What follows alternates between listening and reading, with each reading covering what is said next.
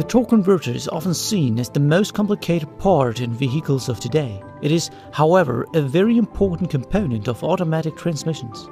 This animation explains the theory behind this complex component. The first part of the torque converter is the impeller. It has curved blades and is filled with fluid.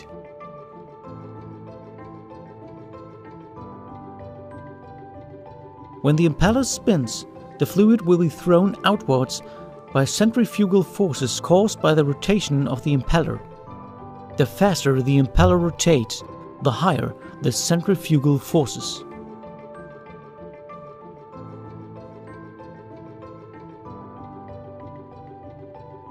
The turbine is situated opposite to the impeller. In fact, you could say that the turbine is an impeller rotated by 180 degrees. The fluid flow from the impeller is directed over the blades of the turbine, so the turbine rotates. The blades colored in red are those of the impeller. The yellow ones are those of the turbine. Here we can see that the yellow blades of the turbine are much slower than those of the impeller because, for example, torque conversion and energy losses between impeller and turbine take place. Let's have a closer look on the flow of the fluid. The fluid in the impeller is forced outwards due to centrifugal forces and transmits the energy to the turbine. The turbine's blades are installed in such a way as to allow the fluid to flow to the inner part of the turbine and in the impeller. From there, the cycle repeats itself. This device is called a fluid coupling. Here, no torque is converted.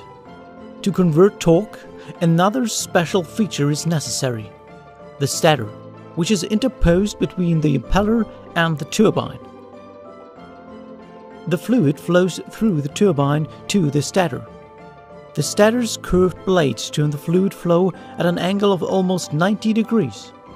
The result is a multiplication in torque because the fluid flows back more slowly. The impeller is mounted to the housing, and the housing is connected to the engine. Consequently, the impeller receives the mechanical energy produced by the engine.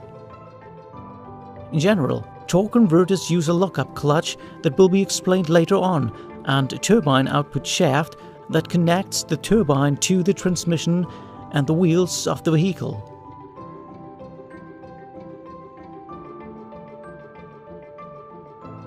Torque converters have 3 stages of operation. The first phase is called stall. Here, the engine applies power to the impeller, but the turbine does not rotate because the driver keeps his or her foot on the brake at traffic lights, so the vehicle does not move. The second phase is called acceleration and takes place when the traffic lights turn green. The brakes are not applied and the driver presses the accelerator pedal. Consequently, the impeller rotates faster, but there is a relatively large difference between impeller and turbine speed. Under this condition, the converter produces torque multiplication. For acceleration, this torque multiplication is needed. The third phase is called coupling. The vehicle moves fast. The turbine has reached approximately 90% of the speed of the impeller, and the torque multiplication has ceased. Now, the torque converter is a simple fluid coupling. Modern vehicles use at this stage of operation a lockup clutch to lock the turbine to the impeller. This eliminates losses associated with fluid drive.